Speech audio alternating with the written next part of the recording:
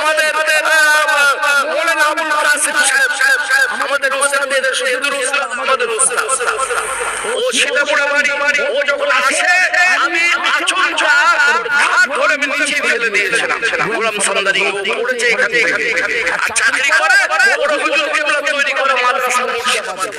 যারা ওকে দেখে আমার মাথাটা খারাপ হয়ে গেছে কারণ ও ওর পত্রিকা আহমদের জামাল পত্রিকাতে আলা হযরতুল্লাহ পত্রিকাতে লিখেছে ফুরফুরা আবু বকর বিদেশে দালাল ছিল আমার তো মাথা আগুন হয়ে আগুন যাই বুঝে গেছি সবাই অবাক আমি ঘাট ধরে একদম নিচে ফেলে দিয়েছি এইবার ও চিল্লাচ্ছে কাসিম হুজুর আমার উস্তাদ এদেরই সব উস্তাদ মুফতি সাহেব আরো সবাই যে তাহলে কিন্তু হঠাৎ করে রেগে গেল কেন আপনি বলুন ফেলে দিল কেন আমি বললাম যে হুজুর এই জন্য শুনে রাখুন এই দালালের মাদ্রাসায় পা দেবার অধিকার নেই কেন জানি সব